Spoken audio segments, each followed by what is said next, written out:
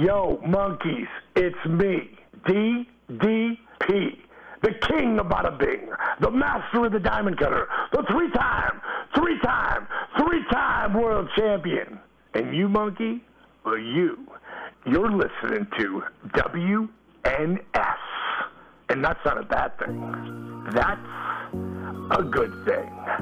Bang! You're listening to the official Wrestling News Source podcast. For all of your information, go to WrestlingNewsSource.com or check us out on Facebook by searching WrestlingNewsSource.com or WNS Podcast. You can also find us on YouTube, Twitter, Stitcher, and iTunes by searching Wrestling News Source Podcast or WNS Podcast. Now being broadcast in over 45 different countries, here are your hosts, Daniel Herron, Tyler Abear, and Doug. That's right. What's up, everyone? I am Daniel Herron. I'm Tyler Abear. I'm Doug. And we welcome you to episode 211 of the official podcast for WrestlingNewsSource.com. For all of your information, go to WrestlingNewsSource.com. Check us out on Facebook, WrestlingNewsSource.com. You can find us on Facebook, WNS Podcast, on YouTube, WNS Video, and on iTunes, Wrestling News Source Podcast. We are also on Stitcher, BeyondPod, and Player.fm. Just search Wrestling News Source Podcast to find us. Follow the podcast on Twitter at WNS Podcast. You can follow Daniel at WNS_Daniel. You can follow Tyler _Abear. There you go. So welcome to the show. Got quite a bit to talk about this week. We're going to dive on into a little bit of feedback, some Royal Rumble talk, the questionable Raw that was, some Total Divas, all that good stuff. Forgot to type out hot topics, but that's okay. Yeah, so how you guys doing? You doing all right, Tyler? Yeah? Doing good. Hanging good. in there? Yeah. Uncle again. Uncle Abear times 2. Yeah, my sister just had 2 baby boys, so yeah, thank you. Baby! Go tomorrow to the hospital, see my sister again, and I'm gonna hold the. I've held one of the babies. The other one was in the NIC unit, getting treatment and stuff. Yeah. So I think he's out, so I get to hold him tomorrow. So. Long overdue for a hold. Yeah, and then oh man, I'm gonna say this right now. I have the stats on them just to throw it out there. How big of boys they are. How big a boy are you? Let me find it. Okay, yeah. Jax is 7 pounds, 4 ounces, and 21 inches long. Ooh. Cruz is 7 pounds, 12 ounces, and 20 inches long. So, Which one was older?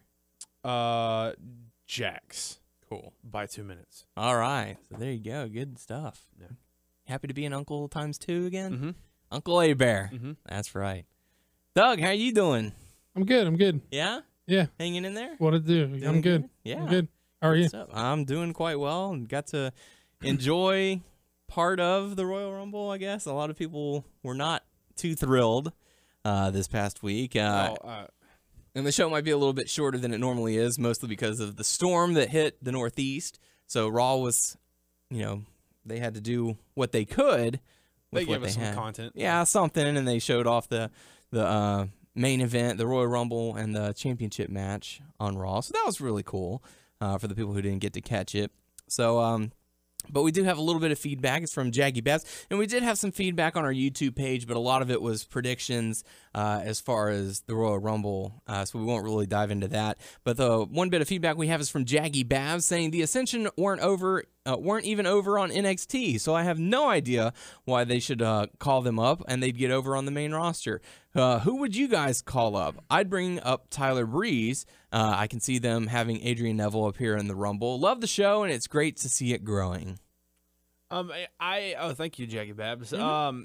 I cannot really say anything about the Ascension in NXT. I mean, I saw a little bit of them, but it was not enough to get a feel for them. I saw them beat up Hideo, and then I also saw Finn and Hideo beat them. That's pretty much it. That was about the extent of it. Yeah, I think I've got the hype from a lot of people. That's the feeling I got from them, but I can't judge them myself. So Yeah. but I feel like they don't deserve what they were. I mean, getting what they are getting. The treatment that they got at the beginning. Yeah. Especially, having them mocked by... Give them a chance. That's it. Make them If they don't succeed, then They took them that was something that was serious in NXT and turned it sort of cartoony and over-animated on the main roster, trying to make it very throwback to the Legion of Doom and all that, the Road Warriors, Demolition. So I don't know. Doug, what are your thoughts on it? I mean, I don't know that I have anything to add other than, what we've already said about them. As far as guys that I think should be called up, I mean, it's cliche to say, but I mean, I think Sami Zayn's ready right now. Mm-hmm. It's just, do they have a spot for him? Right. Will they use him properly? Well, do they have a spot for him that's going to work for him, that's going to play to his strengths? I don't know. Remains to be seen. I know he's ready. We've said this a lot, like many times in the past. But I'm even like the what'd you call him, the 5? Yeah, the NXT 5. But I'm afraid for them, Yeah. But I mean, if you could find your way through, that's good. Like I said, look at Reigns, look at Rollins, Ambrose, Wyatt. Yeah, you could even throw him out there. I mean, you may be successful a little bit and get off the path for a little while and come back in. You never know. But I wish, be honest with you, I wish everybody success. Yeah, I don't wish anyone coming in. Hey, I hope you fail. I mean, the hardest thing about this is that there's only so many spots on the main roster, and there can only be so many top guys. You can only have so many champions. So, for someone to come in, have the success, get over the crowd, it's a tough thing to do.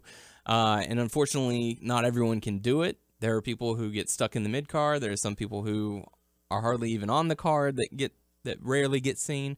So, but you also have to think, if you're bringing in new talent, you got to make room for that, which means some of the guys on the lower end probably have to be gone. We have a spot. Justin Gabriel just left. That's true. It was confirmed over the course of the week that Justin Gabriel did in fact quit the WWE. I guess to venture off and see what other opportunities await him, because I mean, that's fine. I certainly wish him the best, because he's a talented guy. He had a good run in NXT with the core and all that as well. Or was he in the core? No. Yes, he was. Yes. And unfortunately, he just didn't get a good singles run. He didn't get that opportunity to show what he could really do. But maybe now that he's ventured off, he'll have that chance. Another company can for sure. pick him up or something like that. So best of luck to him. So hopefully we'll get to see him in another promotion down the road. But like I said, you have to make room for these guys, and maybe that's what they're holding off on, or something. I don't know, but we'll have to see how it all plays out. I mean, I think they're all doing a phenomenal job down in NXT, but we'll have to see how it all plays out. Mm-hmm. So, but we did get to see the Royal Rumble this past Sunday. We got to enjoy it along with some pizza. Our good buddy Ryan was there as well. Had a good time watching the Royal Rumble. We had the kickoff match between Tyson Kidd and Cesaro going up against Kofi Kingston and Big E. It was originally supposed to be a 6-man tag, but I think 6-man elimination tag. 6-man elimination tag match. But unfortunately, Xavier wearing a walking boot. This is actually my second favorite match of the night. I'll agree with you. This was a very fun, very fast-paced match. I went into it with dread. Yeah, to be honest with you, thinking. I mean, I feel like they were gonna put on a good show or good enough, but I, in my head, was so fixed on the results. Right. Like, I know New Day is gonna win. I know New Day is gonna win. Trying to build them up instead, and but the crowd was definitely behind Tyson and Cesaro on this one. So. Oh, it's Philadelphia. Yeah, it was a Philly crowd, very amped up, very excited. They were definitely pumped for the Royal Rumble. But I thought the action was exciting. They had some really good moves in there. Tyson and Cesaro ended up getting the win. But, Doug, what do you think about the matchup? I mean, I'm right there with you guys. It was a fun match. It was a really solid opener. It was a good way to start a pay-per-view or a special event. Yeah. But I don't know. I wish they would let these things ride into the pay-per-view instead of, like, warming up the crowd and then you get back to, like, another 15, 20 minutes of talking. It's sort of weird, I wish they would just, like, kick off the show with that match, like, right in. Right. I don't know why they format it that way. It's weird, but it was a lot of fun. It was a really good match. I would not read too much into this win. I think it was an attempt on the WWE to sort of like a preventative thing. They thought they could pacify this crowd in some ways, and this was one of the ways that they thought they were going to pacify this crowd. I don't know. I know. I would not look very hard at this as a promising thing for the masters of the WWE universe. My heart was happy, or the Cat Club, Brass Fat Cats, Brass Ring Club. Yeah, the Brass Ring Club. Or just a play on Bullet Club. They Natalia called them the Cat Club. Because you've got Cesaro, which is the C, you've got Adam Rose, which is the A, and you've got Tyson, which is the T. So you got the Cat Club right there. They have their shirts. Are they out on WWE.com? No. Those are not official WWE shirts. And if you notice, they didn't wear them out when they came out again earlier. I don't think that they were supposed to wear those. I think that they were fan-made shirts. I think they've been wearing like fan-made shirts for a while now. It was weird because it's very, like I said, Bullet Club-esque. But they were cats. I mean, it was straight homage. It was not Bullet Club-esque. It was straight homage to the Bullet Club, But it was great. Yeah, it was their own twist on the Bullet Club. And Adam Rose looked like Hollywood Hulk Hogan. Yeah. Adam Hogan or whatever you're going to call him. Hollywood. When he came out, he was wearing the Brass Ring Club shirt initially. But when he came out for the Rumble, he had like the skull shirt, but the skull had the lollipop. Yeah. That was awesome. It's those small little details that you appreciate. Like I said, the kick pads, fat cats. Yeah, fact and cats. So really cool stuff. Oh, but, fact and cats? I thought it said fat cats. Fact. Oh, yeah. I guess like that's because that's his thing. Gotcha. I'm gonna win tonight. Fact. Celebrate with my cats. So you got fact. Yeah, fact and cats. So, but yeah, really cool stuff. Exciting matchup. Tyson and Cesaro end up getting the victory. The next match we got to see the Ascension. This is officially kicking off the Royal Rumble. The Ascension going up against the New Age Outlaws. Fans were definitely happy to see the New Age Outlaws. This was kind of a short matchup. I think it went about 6 or 7 minutes, something like that. All it was is just DX, just our New Age Outlaws beating up on him until the end, and then they Ascension. beat him with their I don't know what movie Fall call of it. Man. Is that what they call it? I believe so. And so the Fall of Man. It really wasn't to me that impressive, but that's how I felt like they should have got the win, and they did, and that's how it went. So, yeah. How about you, Doug? Well, this was never going to be good. You got your nostalgia pop for New Age Outlaws. They got some early shine. Then, they went to a rest hold for like 2 minutes or something, which is sort of apt for these guys. And then, they hit their big finish. So I was surprised that they won. I mean, I picked them, but I was still surprised that they won, simply because if you're doing the ironic gimmick, like these guys think that they're bad but they can't actually beat anyone, then I don't know why they would win. Although I don't know why they have a pay-per-view match at all if that's the gimmick. Right. So I feel like no matter which side you're looking at, like how they've been booked, like sort of conflicts. So I don't know. It's a weird thing. It's like, are they so into themselves that it comes off as smarmy, but then they can actually pull off the win when it matters? Or, what's the mindset of what they're doing with the Ascension? Well, I don't think that's an option at all. I think it's do they think that they're bad but they're not? It's not, are they into themselves? Like, do they think that they're good but they're not? Mm-hmm. Or are they actually just, Yeah. Who knows? But you can't tell from the booking because they've been booked one way, but then they, I don't know. Maybe they're changing mid-course. I don't know. Yeah, I mean, but at least it wasn't a squash match. The Ascension did pick up the victory, so they did get JBL to say at the end, this was impressive. This was impressive. Yeah, they beat the New Age Outlaws, although, we haven't seen the New Age Outlaws since WrestleMania 30, so their first match since then that we've seen. Hey, you're just going to pop in, do like a match, and you're done. Yeah, you're going to win. You're going to beat these new guys. Why not? So, but yeah, Ascension ends up getting the victory, which takes us into the next match. I realized we did not have one singles competition in this whole pay-per-view. It was tag match, triple threats, or Royal Rumble throughout the whole event, which is very strange. Huh. Well, it's strange because they don't book tag team wrestling very well. Yeah, that's true too. But the next match we got to see the Usos going up against Miz and Mizdow.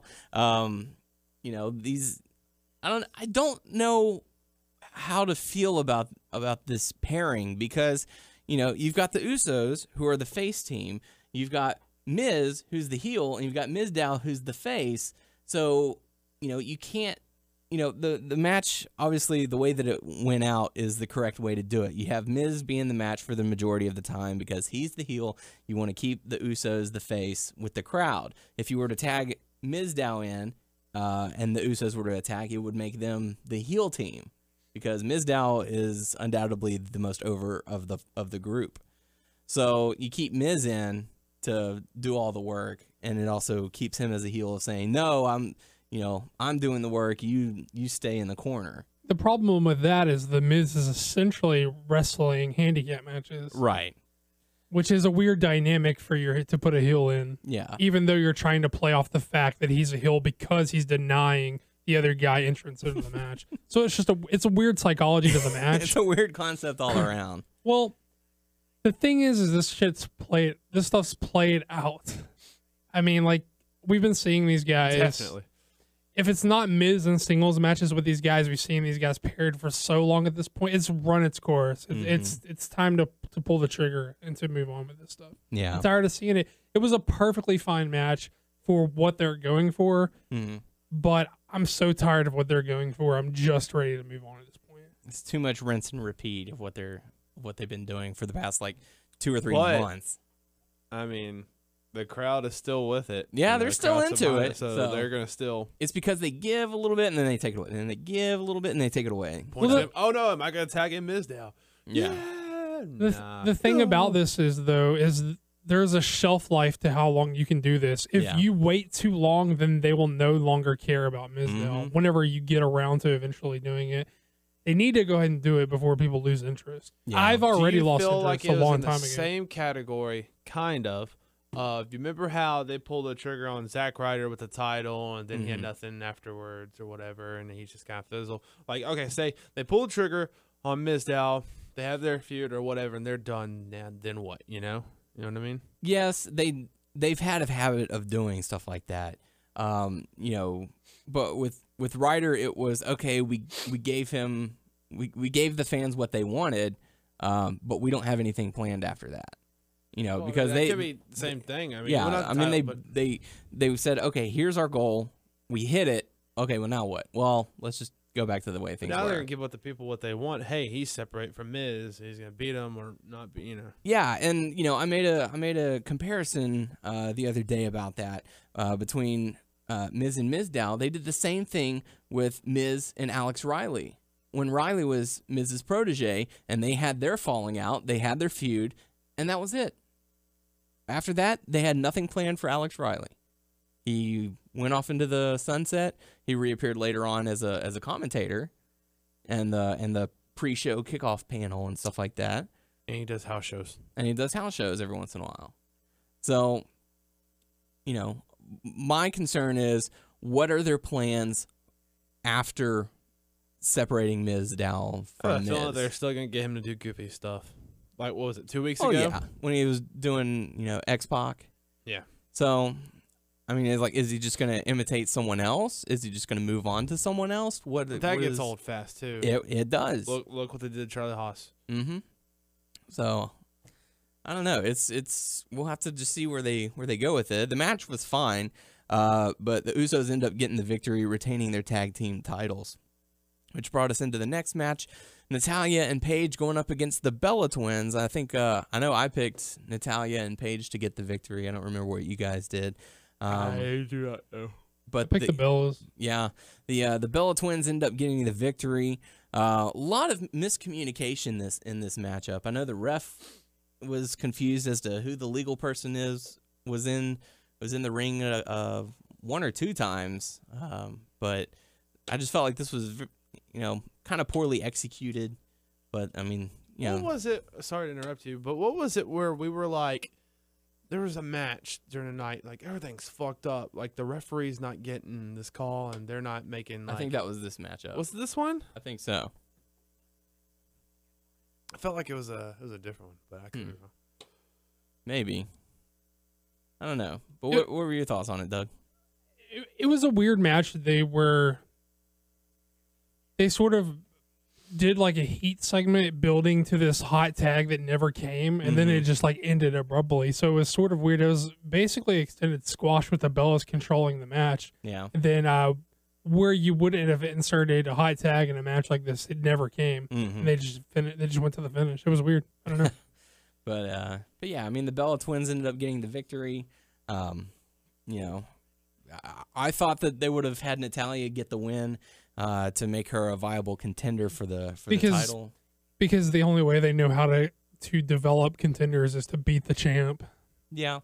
Well, I mean, she didn't even have to get the victory over Nikki. She could have pinned, Brie and just said, well, hey, I got the win. I should get a title shot. Right. But, it was what it was. But now let's talk about the what I think was the match of the night, undoubtedly. The triple threat match for the WWE Championship. Brock Lesnar, John Cena, and Seth Rollins. And, I know we talked about this as we were watching it. I definitely felt that this was a standout match for Rollins. This was definitely a test to see if he's going to be one of those top players. And I think he far succeeded expectations on that. All three guys brought their A game for this matchup. I agree with you. And I said this week after week after week. I love new confrontations. I love fighting wise too. We haven't seen them in the ring against each other, and it was a beating, but by Lesnar a lot. I love the interaction between Lesnar and Rollins. Yeah, but all three of them, together were all good too. Doug, what about you? These dudes killed it. I mean, it was an excellent match. People are calling it one of the top triple threat matches WWE has ever produced. I think that's fair to say because triple threats are fairly hard to, because of the nature of a triple threat, it's hard to keep the pace that these guys kept. It was, because essentially you have to have spots where a guy is going to powder out and sell for an extended period of time for two guys to work for a bit. But they worked the sort of, at least for WWE style, like maybe on the independent scene, maybe in Japan, maybe even in Mexico, you will see dudes work a more like spot based, like sprinty, like this. But for WWE standards, it's sort of out of the ordinary to work this pace of a three-way. And I don't know. I thought it was excellent. I thought it was, despite how good it was, I thought it was booked rather weirdly because it felt like a lot of the match was, whether intentionally or not, babyfaced Brock in a lot of ways, because Stretcher Spot is always babyfaces a dude. Right. Because it's just a way of giving sympathy to a guy. He's working through an injury, or he was quote unquote should have been taken out, but he's like, no, I'm going to finish this match. Right. So that always baby faces it.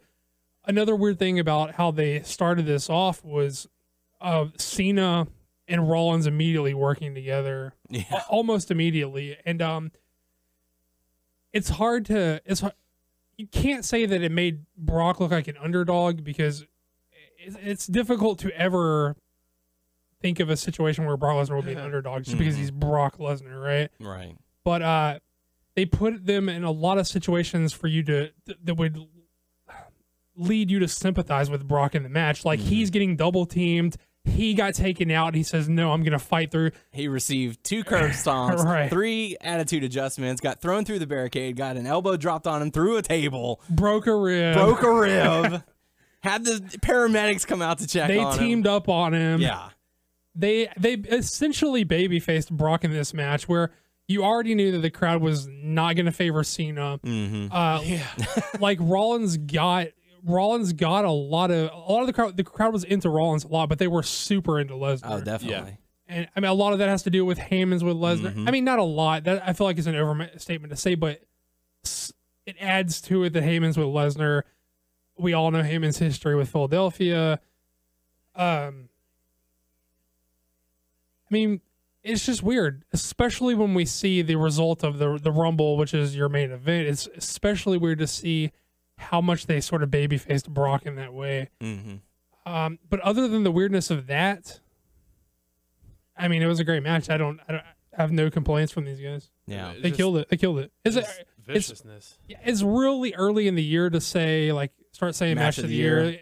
Although we did that for Rumble with Brian and Wyatt last year. Sure. I mean, we've already, not just ourselves, but I mean, everyone's already talking about match of the year contenders with Wrestle Kingdom 9, with the Nakamura and Ibushi match and the Tanahashi Okada match. Of course, people were throwing stars with those too. Mm-hmm. It's still early in the year, but you know, I can definitely see this finishing like really high on people's lists. It's going to be one of those. It's going to be in a top 10 for sure. It's going to be one of those. Okay, what match do I need to go back and rewatch over the past year? Like, this is going to be one for sure. In WWE, easily in WWE, I don't see WWE itself having 10 better matches than this in the year. Right. And now, if we're considering other promotions, maybe it finishes top 10, maybe it doesn't.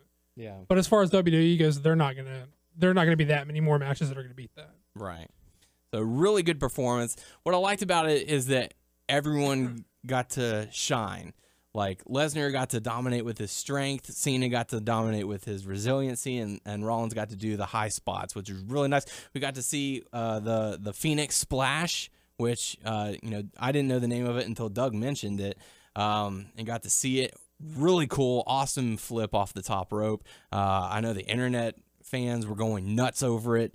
Well, it's because it's a smart way for a guy like him to use a move that he was known for, or maybe not necessarily known for, but it was known that it was in his repertoire. It's like he saved that for a big occasion to bring it out so people can mark out for it. You know, it's like if he did it every match, it wouldn't have been as cool, right? No one would be talking about it. Right. Like whenever Orton was first doing the DDT off the middle turn, the middle rope, and whenever he first did it, everyone was like, oh my gosh, that's so devastating. But now he's incorporated it into every single match that he does. He has to do it. And now it's just like, okay, all right, well, DDT, cool. I freaked out. I know we all freaked out when Brock Lesnar did the double German suplex to J&J. Yes. And, like, the thing that got me is they kept on, like, replaying John Cena doing the double FU to them. But I was like, no, man. That's not as impressive as the double German suplex that Brock did to them. Yeah. I mean, like I said, it's a test of strength for both of the guys. I know they're small guys. I know that. But it's still cool. It's a human being. Yeah. It's like, I've never seen that. I've never seen that before. Really cool to see, but fucking awesome. But the Lesnar ended up getting the victory, and really cool stuff. So Lesnar's still the champ. Looks like he's going to be going into to WrestleMania, which they're talking about it. So they're pretty much already confirming he's not going to be performing at Fastlane. I think they're saying that the main event of Fastlane is going to be Rollins and Big Show versus Cena and Reigns. I think that's what their advertised match is. No, because they already talked about Cena and Rusev. They talked about that on Monday Night Raw. No, that they're going to build to that for Mania, though. No, they're saying Cena Rusev for Fastlane. Yes, that's dumb. They said it during Raw. They were like, "Well, we were going to give," and this is one of the things that I felt was I watched weird. Raw. Did they say that? Yeah, that was one of the things that I felt weird about it.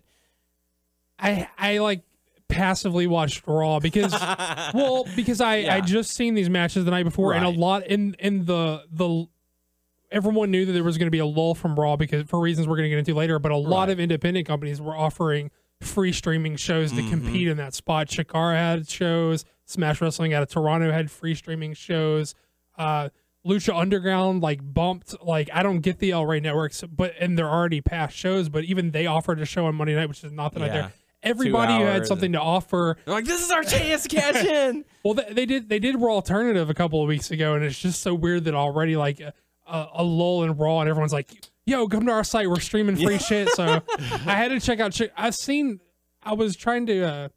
wanted to see what Chikara was offering, even though I think I've seen every match that they were streaming, and then I should have watched the Smash stuff because they had some matches I wanted to see, but I was curious as to what Chikara was going to offer. Yeah. But so I would stop watching the stream whenever they would do an interview that I hadn't seen, but it was in the background. I was watching the Chikara shit during the matches I had already seen. So I guess I'm going to defer to you that you're right, but it was thought one of those things where they showed what had happened after the Royal Rumble, right? The post show, right? Where Cena was talking, and then Rusev, pushed him out of the way, and they went nose to nose, and then Michael Cole was like, "Well, folks, we were going to save this for WrestleMania," which that I felt was really weird that they were saying something like that, saying we were going to save this for WrestleMania for you, but at Fastlane it's going to be Cena versus Rusev. That was very weird for me. Yeah, I don't see. Very quick. I don't know. I don't know why you would do that. Well, we're jumping ahead a little bit into Raw, but I felt like they were sort of like giving a nod to the people in the, on the internet side of the wrestling fans. They're like, look, we had this planned, but we're going to do this instead. And like, we'll talk about, the things like Daniel Bryan was saying in his interview and stuff like that a little bit later on. Well, let's get back so we can get there because I didn't get that impression at all. So let's get there. Yeah. All right, let's.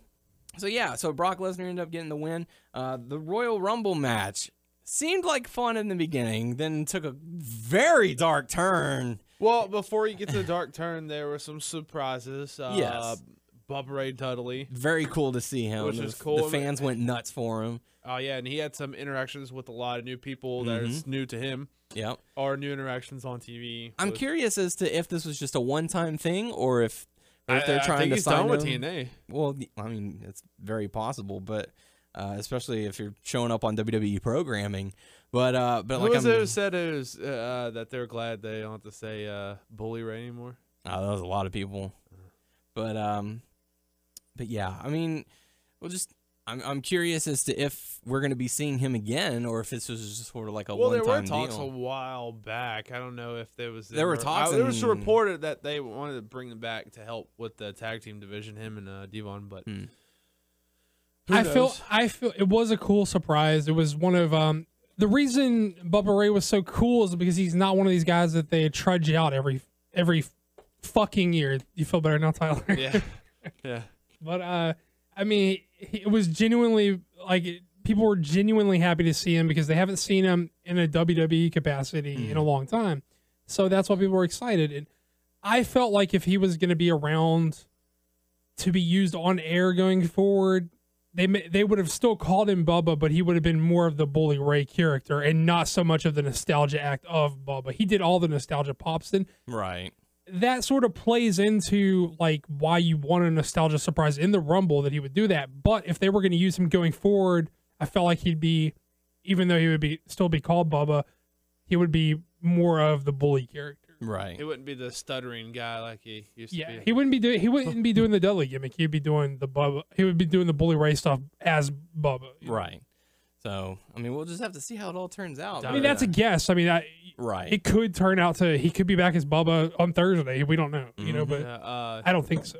DDP. Yeah, we got to see DDP. We got to see the Boogeyman. Oh my gosh! I felt you said, "Hey, there's your paycheck," because that was a cool interaction between Bray Wyatt and the Boogeyman. Yeah, and it's like, "Hey, man, here's these two frightful figures," and then like, boom, hey, guess what? You're eliminated. Yeah, that quick. And I saw they could have been like a little bit fighting going on. Well, I think I saw one comment that was it was basically Boogeyman's not very good, guys. To be fair, but you want to see interaction between those two creepy figures like that. Yeah, but I saw one comment that said the only reason Boogeyman is there is so that Michael Cole could do I guess it's the Eater of Worlds versus the Eater of Worms line. Like that is the only reason why they had him there. So and for a paycheck. But yeah, we got to see him. We got to see DDP, which is cool. But in the early goings, it was Bray Wyatt dominance. He even got on the mic in the middle of the match. Yeah, got on the mic. This is my year. Open message to the back. That was funny. That was an open message to back. Anyone? Here comes Zack Ryder. Yeah, poor Zack Ryder.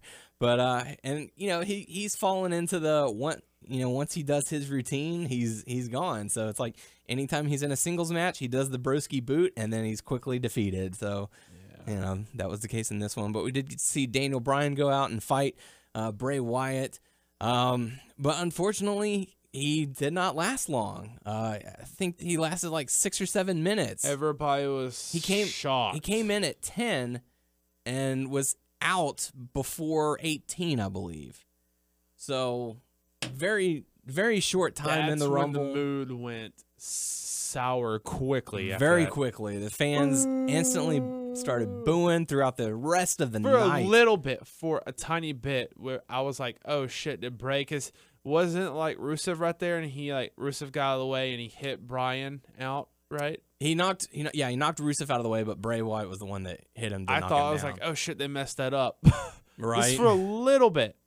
No, I went back and watched it, and he, clearly jumps off like he was supposed to. But damn, really, I mean, I get it. You've got your guy set in mind of who you want to be, the guy. But if you're not listening to the crowd, and what's bad is that there were reports that they were expecting this reaction, but they weren't expecting it to this degree. No. They paid The Rock to show up to hold Roman's hand to try and give him the rub. You don't do that unless you know that there's a very good chance that it's not going to be Willis. It didn't help. Didn't help him. Not even The Rock. Bit. Maybe there was a little cheer. They popped for The Rock when they realized The Rock was there to anoint Roman as the new guy. They were like, fuck this. Boo, boo, boo. This is bullshit. Yeah, we want refunds and all that. I mean, it's just... But how, Doug, how did you say it? Like, they should have had Bryan at the end for, like, Roman to eliminate him, right? The reason they eliminated Bryan where they eliminated him, because they thought if they eliminated him early, the crowd would burn itself out. Then they were going to start throwing stuff at you. They threw the Kofi spot almost immediately after Bryan. They're they were like, the crowd's going to lose their shit. They're going to be mad, but we can burn them out. We can outlast them. Then they threw Kofi. Then they threw the Rhodes confrontation with each other. They let Ziggler and Ambrose Ziggler was 30. He was like one of the fail-safes built into the very end. They're like, maybe they'll buy Ziggler as a chance. Ambrose was late 20s. The only one that Ziggler was the cheer from was actually, they were really cheering. I think they got away from the boost just for a little bit for Mizdow. Mizdow, Ambrose, and Ziggler. Mizdow was part of the plan. They're like, they threw every fan favorite they have in the late in the match. They threw the Kofi spot after that. They threw the Rhodes confrontation after that. They threw everything they had minus the surprises. Most of them didn't work after Bryan because they said, we know they're going to be mad, but we're going to weather the storm. And then Rock is the ultimate safe play in the end, and it still didn't work. Yeah. My opinion is, I got into it with a lot of listeners, or I hope they're listeners and not just people who read our Facebook. I don't know why people would do that, but I invite you, I guess you wouldn't be hearing this now, but I invite you to actually listen to our show if you're going to like interact with us, even though it's great that you interacted with us even on Facebook. But I got into it with some listeners, and they seem to think that people were just pissed just because it wasn't Bryan. Well, number one, yeah, people are mad because it was Bryan, but not just because it wasn't Bryan that won. In my opinion, you have to... Bryan is over, and he's ready for the spot. So you have to take that into account. He may not be the guy that you want, but he's the guy who's ready to be there, and he's over. So he's getting a 90% cheer to a 10% boo. If that. Yeah. Not just that, but he can deliver main event matches and programs, and he's not a great promo, but he is a passable promo. He can remember his lines. God damn it. Yeah. Which we will definitely get to when it comes to Raw with the rumors of them feeding Roman his lines on that. They say if you turn up the volume, you can hear the guy feeding Roman his lines. Oh my God. I didn't experience it myself because, again, I was watching the streams. But if you watch the post show, you can tell Roman stuttering over his words. Rock had to cut his promo for him because Roman couldn't get his own promo. Listen, and that was a train wreck. Like Roman Reigns. Roman Reigns has promise. Roman Reigns just ain't ready yet. Right. Like we said, I would have had no problem with him winning the Royal Rumble next year. It's not just that it wasn't Bryan, although why not go with the guy who's over and ready for the spot? Right. That the crowd is willing to accept right now. Why not go with him? But taking that off the table, I don't hate Roman. Roman has a lot of things going for it. Roman has a really good look. He's attractive. I know that plays in, like, the women love this guy. Heartthrob. Sure. Sexy. Sure, and that is a factor. Like it or not, that's a factor in the business. That's a selling point for this guy. He has physical charisma. He's not. He's an awful promo. Awful. Yeah, and true. I know that a lot of people are saying, I know the word is that Vince is writing those awful promos for him. That I accept that as a counter argument. However, he can't even remember his fucking lines for those awful promos. He can't. You see the gears turning in his head, trying to remember the lines, and he's being fed lines on the taped Raw. Come on, guys. He literally can't. He can't cut a promo, and he's not there in the ring yet. He's got some cool stuff that he can do, but he can't feel like a long match out. Right. And there's not a lot of heat to what he does in a match. There's not a lot of like sucking you in there, right? Outside of his big signature. He's just not ready. He's got potential. People like him. And just like Daniel said, like we would have been fine with him last year. He would have progressed. A lot more people would have been fine with him last year. I mean, next year. I'm saying last year. I mean next year. Yeah. People would have been, you let him get the Bryan stuff out of their system. They would have been more than happy to accept Roman next year on the caveat that he improved in the ring and on the mic. And with a year's practice, he probably would be better and more suited for that role at that time. Now, so that's why I'm saying, not just because I'm an unabashed mark for Bryan, which I am, I admit. I have all kinds of bias because Since I think day he's... one, Sure. you've admitted it. Yeah. But I think Bryan's backed up everything like the people say about him. He can have a good match with anybody. And if you listen to the crowd reaction for whenever he entered the Rumble, when he was doing his thing, they went nuts for it. And listen, okay, say you're not, despite the fact that the crowd really wants Bryan and it's probably a good deal to put Bryan over, say you're really staunch in your believing that you're going to make Roman, okay, then make Roman in a way that makes sense. If Bryan's not the guy and Roman's the guy, use it to your advantage. Have Roman leave a heel. Let it come down to Bryan and Roman. Have Roman eliminate Bryan, and then get the heat for eliminating Bryan and go heel right there. That is not only does that make him as a heel, because right now he doesn't have heel heat because he's being pushed away. He has go away heat as a babyface, and that's the worst thing to have. You don't want go away heat as the guy you're anointing as the face of the company. Because I feel like Cena. So. Okay. Well, yeah, but the thing about Cena, he's 50-50. At least half the crowd loves Cena. At least half the crowd loves Cena, and at least the other half of the crowd loves to hate Cena. Yeah. You know what? I feel like they're not gonna do. Okay, so Batista's was already established. He won the Royal Rumble and all that stuff, and they changed their plans with him. Well, they're not going to do this with Roman because they're going to, hey man, they're in it for the long haul. But I know I'm skipping, but like I do not see this match being that great. Well, it's not a matter of that. I mean, Brock and Roman Roman didn't care about that. But here's the thing, and I'm glad, Doug. I'm glad you were saying last year, even though you meant to say next year. The number one complaint that I've been seeing from commenters about Roman Reigns being booed. Well, you were all cheering for him last year, but here's the thing. It came down to Bryan was not in the Rumble, even though they all wanted him to be. Batista was the favored to win.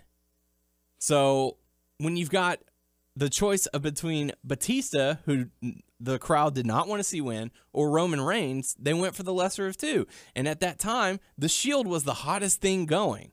So Roman, of course, they're going to gravitate towards Reigns. Preach. So, once the Shield split, we got to see how they do as individuals. Rollins has held his own. Ambrose has held his own. Preach. What about Reigns? Preach. Reigns, we have seen where the flaws lie. We have seen why they teamed him up with Ambrose and Rollins. Does that mean that you hate Roman? Does that mean that Roman's not bad? At all. Preach. He has got the look. He's got the muscles. He'll look great on posters. Tell us how you feel, brother Danny. So, but no, I mean it's.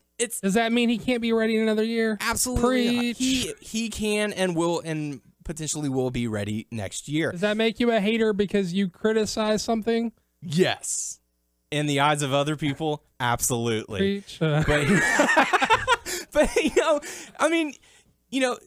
like we've been talking about it for I don't know how long. Bryan versus Lesnar, David versus Goliath. They mentioned it on Raw. They had Daniel Bryan cover it. You know, I am the ultimate David. He is the ultimate Goliath. That's the match that I want to see. That's the match I think the people want to see. That's the dream match plus the money match. Yes. However, on Raw, and when we're jumping ahead a little bit, we're mixing it up because Raw wasn't really Raw. It was, you know, whatever. So Daniel Bryan is basically sent out to do an interview as crowd control. That's what his job was. He's like, don't be mad at, he's subliminally saying, don't be mad at Roman Reigns. I didn't get the job done. That's all it was. So they're hoping that the fans will calm down from this and be like, okay, maybe I can get on Reigns' side. But if he's delivering these kind of promos, I mean, I don't, you know, you watched the post show with The Rock and Roman Reigns. He couldn't. The Rock couldn't cut a promo. He was so flabbergasted. The Rock was just as, in all fairness, The Rock brought the wrong tone to the promo. Mm-hmm. But that didn't change. Wipe that smile off. Hey, we're cutting a promo over here. Yeah, that doesn't change the fact that your anointed #1 guy in the company can't cut his own promo. He was stumble. I stumble over my own words. I know that, but I don't make the money that Roman Reigns makes. Yeah, I'm not the face of this podcast, let alone a company. Tyler's the face of this podcast. That's right. He's got the pretty face. We're banking on that, Tyler. I got the body. Don't you ever get fat of this podcast. But I want to go back to this whole, like, if it was going to be, if you were so arrogant that you couldn't wait until next year to make this guy, they should have. You're already babyfacing Brock in the match before. The crowd already wants to cheer him and boo Reigns. Turn Brock face. Let Roman eliminate Bryan, leave as a heel. Then you at least got a good babyface heel dynamic for it. And it's the program that you want. And the guys are going to cheer the guy you anointed as the good guy. But no, they were so stubborn that he had to go in as a face. And it's evident that they're not going to change him, at least as far as Raw, because everything they did on the Raw show was the babyface. And like you said, Bryan was out as damage control. They did Sika of the Wild Samoans. He's in the wrestling family. That's his blood. Sika's his dad. Rock is his cousin. Yeah, you nearly got drowned. Right. Everything they did, they even like blurred the kayfabe lines, and they said, you know, some people say that you've been handpicked to. That's why I thought it was like so weird, because I'm like, they are really like this. Every promo they did outside of the Brock stuff, and then even some of the Brock when they got Brock and him together, was designed to push Roman in the direction they wanted, which I guess makes sense. If you're really going to stick that firm to your guns, you better try something, which at least they tried, but still, it all just reeked of like garbage, you know? Yeah. But like, I mean, I don't know. Like, it's just so perplexing because no one looked good coming out of this. The Rumble match itself was hot garbage. Nobody looked good coming out of it. Bryan looked like trash coming out of it because he did not have a great performance. Ziggler and Ryback looked like trash because they weren't. These are these guys that they're trying to get over as upper tier baby faces, but they got fired, couldn't even get their own jobs back, had to rely on Cena and Sting to get their jobs back. Then once they get in the Rumble, they can't get the job done, so they don't look good. And Ziggler being one of the guys who is known for entering the Rumble early and lasting a very long time, who enters 30 and gets tossed out at the drop of a hat. Rusev looks like garbage because you don't treat him like a monster. Instead of being the guy who's tossing dudes, and if you're going to put Rusev in the Rumble and have him eliminate, he should have been the guy that it took 5 other dudes to throw out. But they did this stupid lay and pray with Rusev that they did with Santino a couple of years ago. That's not how you book Rusev in the Rumble. Rusev's the monster who's got to get tossed by 5 dudes, right? Yeah. You keep him strong. Why do you want to undercut all the strong booking that you've done of him? And also go back and watch the Rumble and watch what Reigns does once his hot entrance is over. No. Believe me, I'm getting there. I'm going through the checklist of all the dudes who look like shit in the Rumble, which is AKA everybody that was in the Rumble. Well, everyone after Bryan was eliminated. Including Bryan. Curtis Axel never got eliminated, plus Eric Rowan put himself in there. And they had a weird thing with the Wyatts. Yeah. They were going to turn on Bray, but then they turned on Eric. Yeah. I don't know. That was a lot of confusion. Well, they looked like Harper and Rowan were going to square off with each other. Then they turned, and then Harper points at Bray. Then Rowan pushes Harper, and then that's when he's like, "Oh, you're gonna push me? No, forget that. And I'm gonna attack you now." And it was very clear that the crowd just wanted them to team up and take out everybody else that came in. They're like, "No, just give us the Wyatts as a reunion. We'll forgive all the shitty booking that got us to this point, and just let them take everybody out." By the way, Bray looked he's dropped some weight. Yeah. Well, see, that's the thing. Bray looked the best out of everybody that you need to look strong in this match, or you should be concerned with booking strong in this match. Bray is the guy who looked the best, but it was so understated that it doesn't even matter. And for what? Because maybe he's going to get maybe he's getting Taker, maybe he's not. We don't even know for sure yet. So we're booking on a maybe, like maybe he's going to be looking strong. And you know what? You're anointing Roman Reigns as this big conquering babyface, face of your company, and he looked like crap in this match. He didn't have a strong performance, and you know what? He couldn't even get the job done. The only reason he didn't overcome Big Show and Kane, like they stopped because they got their arms tangled up and started fighting each other. Is how he got out of it. He's not the guy who took them out. He's like they had to. They had the upper hand, and then Big Show was like, "Well, why's your arm over mine?" Duh. No, it was they were pushing Reigns over the edge, and Big Show saw an opportunity to eliminate Kane as well, and he took it. Like he grabbed Kane by the belt loops and started to nudge him, and Kane was like, "Hey, what are you doing? Why are you trying to throw me over?" And he's like, "I'm trying to throw him over. What are you talking?" And that's what caused them to start. Regardless, bickering. If you're booking a strong anointment of a new babyface, he should have eliminated both of those dudes. Not like, but he did not in that way. Yeah, I know. Like he should have been the catalyst for elimination of those guys. And you know what? Your other big coming out party for this guy, anointing him as the future face of this company, having his older cousin come down and save his ass, his much more popular cousin. Well, like he should have been the guy. I get that The Rock was there to hold his hand and be like, "It's like, hey guys, it's okay. I support this guy." But to get to that point, you had to make him look like trash because he couldn't handle his own business, right? He had a bloody mouth, and you would think that would even lead some sympathy to him, but it didn't. It was just like, oh, his mouth's bleeding. Also, he's got a shitty performance. The only time I felt like it was Roman looking at his strongest was whenever it came down to Big Show and Kane on one side, Ambrose and Rollins on the other side, and Ambrose grabs Reigns' head and like pushes it to his, but like, we're brothers, dude. This is us against them. Right. That was it. It was Ambrose doing the job for Reigns. See, I thought that come off as hokey because to me, like, they fail to acknowledge that they even know each other every week on any other show except for right then. Well, no, they've done it on SmackDown a couple weeks ago. But Where it was like, but hey, it's so contrived. That's like, my brother. That's my boy. Yeah, but for like post breakup, they acted like they didn't know each other for so long. Now it seems like they only do it when it's convenient for the storyline. Yeah, they don't like. It's not like they're gonna run out and make this save for each other. If they both happen to be there, then they will conveniently remember that they were like, stable mates. I remember that guy. Yeah, but he's a solid dude.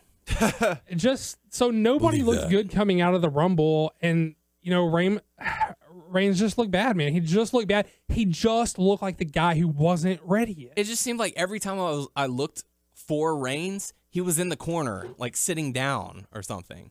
Like he wasn't looking dominant. They weren't saying, "Oh my God, like how impressive is Reigns being in this Rumble? He's eliminating everybody. He wants to go to WrestleMania." How many people did he eliminate? Like 3. Well, no, he eliminated Goldust, Stardust, Big Show, Kane, Rusev, maybe 1 or 2 others. So, I don't know. But the crowd wasn't into it. We weren't into it. This is bullshit. And it brings back the conversation that I've talked to you guys, before the show. That was on Facebook. If they were expecting, if they had in their mind, oh, the crowd is not going to like this, then why did they bring back Daniel Bryan for the Rumble? You didn't even have to tell. That's an excellent point. You didn't even have to tell people he was well and ready to come back yet. You just wait till after the Rumble to re-debut him. Like, I know then that you save yourself all the problem. It's just stupidity. I mean, they wanted some star power for moving SmackDown to Thursdays, Sure. which you could have easily fixed by saying, "Hey, Cena, go on SmackDown. Hey, Orton, come back for one night." Sure. You know, while you're still shooting Right. your film or whatever it is that he's doing right now. Hey, come back on Thursday. Let's do this, or Tuesday, and then we'll air it on Thursday. Right. If they knew they were going to get this kind of reaction, why bring back Daniel Bryan? People would have expected him for the Rumble if they had not seen him. They would have said, okay, he's got to be a surprise entrant. He's got to come in. And if they didn't have it, yeah, they would have booed, but... But it would have easily been explained as, the guy's still hurt. He's not ready to come back yet. Hell, put him on the Titantron going, man, I'm still not ready. Just give me 3 more weeks. Yeah. I'll be ready by Fastlane. You didn't even have to do. They could have because they just never had to bring him back. Yeah, well, because you're not going to have Lesnar at Fastlane, Right. So you got to have that star power. Daniel Bryan's return to the WWE at Fastlane. Boom, tickets sold, got it. I was off the bet. I bet I returned to Royal Rumble.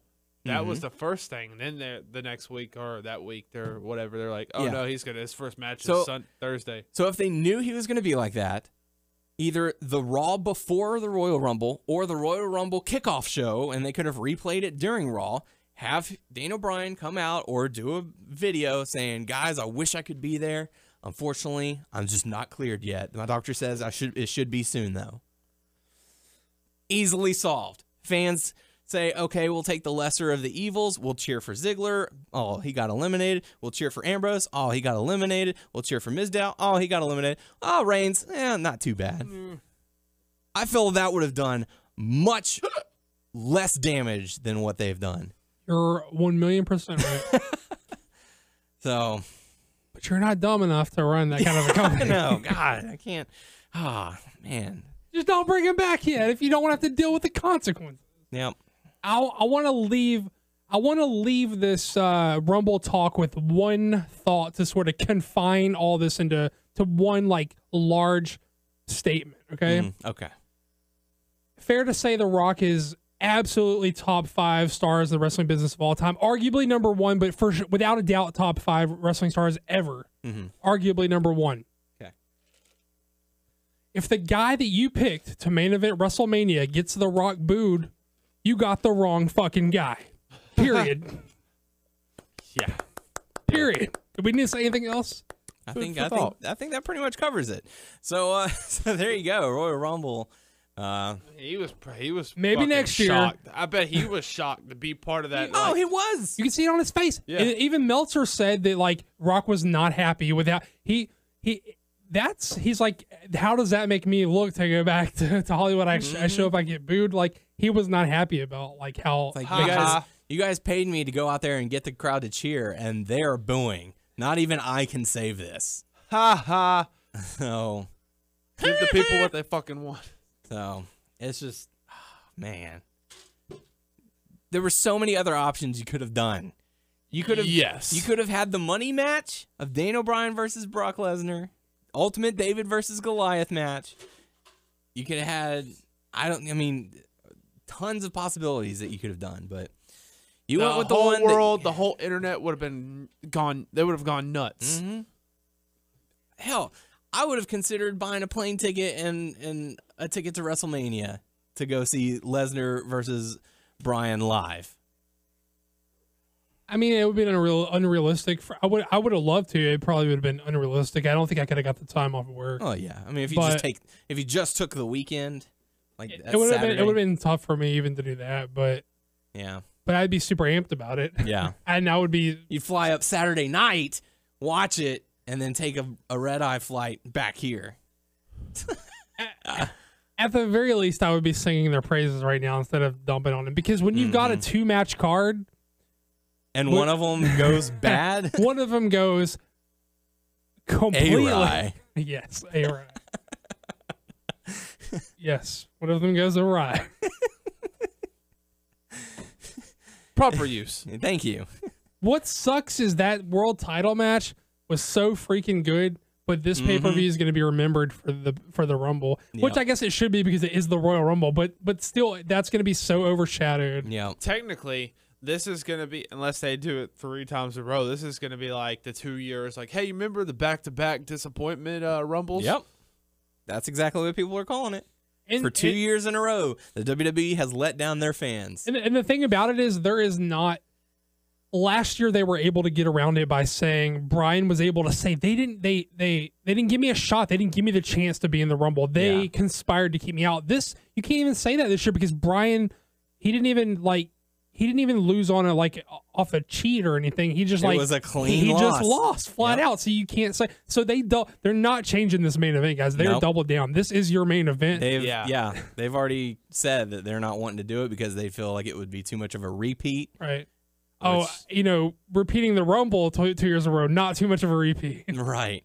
Repeating the success of WrestleMania 30. Yeah, no, the fans don't want that. Right. It's the same crazy thing. part is, like, fans don't like Daniel Bryan. They're going to go fucking nuts. I feel like the crowd's going to go fucking nuts. Like, okay, they're going to be cheering. Say if Lesnar dominates Reigns, but once Reigns gets that win, they're not going to like it. Nope. Rollins to cash in, so that'll be the saving grace. Hey, I want to make a really bold prediction. Bold prediction. All right. Roman Reigns' career is dead on arrival unless they change him heel before Mania. Or I will say at the very least, if he doesn't leave WrestleMania as a heel, if he doesn't do something to cheat, like conspire with Heyman to beat Brock or something, if he doesn't leave Mania as a heel, his career is dead on arrival. Because if they force him down as the face of the company at this level where he's not ready for it yet, the crowd will never buy into him once he is even ready for it. Later, in a couple of years when he's ready for that spot, the crowd's not going to buy into him. If they don't change him heel now because they were so arrogant to force through, I'm not saying he won't have a career. I'm saying his career as the face of the company is DOA if they don't change him heel. I can definitely see that. That's my bold prediction. But the sad thing is that they want him to be face. They want him to be a cheered guy. So you don't have him win the Rumble because you want Mania. They like for Mania to end with the face sending the crowd home happy. Right. They've already fucked that. But by their stubbornness. Here's a thought. Could you have a triple switch? Like I know we saw a double with Brett and Stone Cold. Right. Do you feel we could see a triple with Lesnar turning face, Roman turning heel, Rollins turning face by cashing in on Reigns? I think it is a good possibility that we can see Rollins leaving with the title. Mm-hmm. But I don't feel like you need to change Rollins because he could still stay heel. The crowd will just be happy that Rollins has the belt. Like they would prefer Rollins to have the belt to Reigns because he's more ready. So I don't think you have to change him necessarily. I agree with that. Plus, these days they're keen on from time to time heel going against another heel. Yeah. Not for Mania though. They want that big baby face versus that big heel to main event Mania. I don't see that for Mania. I mean, I see Reigns getting a clean win, holding the championship, barely standing, but still standing tall over Brock Lesnar. And then hopefully Rollins. And then Rollins. Dude, if they don't pull the trigger on that, that's another reason the fans will go nuts. Well, realistically, how much longer do you need Rollins to hold on to that thing? Exactly. It's been a while, Yeah. I mean, God, how long has he had it? 6 months? Yes. Something like that? Pull the trigger at July, Mania. I want to say. When is they normally have the Money in the Bank in July? Didn't they change it recently? That's why it's throwing me off. Right? Technically, I could probably see them, and I kind of have a doubt that they wouldn't pull. They don't pull the trigger on Mania. They would pull the trigger on Raw, the next Raw after Mania. No. You got to make history with this. I think the Rumble was the test. Can this guy hang with the big boys? No. Emphatically Rollins? No. Oh no! I thought you were still talking about Reigns. No, sorry. This is Rollins' test. Rollins has exceeded expectations. Exactly. So, okay, that you proved yourself worthy to be able to hang with the likes of John Cena and Brock Lesnar. So come WrestleMania, you're walking out as champ. See, I saw Rollins as like an upper mid-card babyface or something like that, but he's proven he's exceeded expectations. He's proven at the very least he's proven he's main event heel.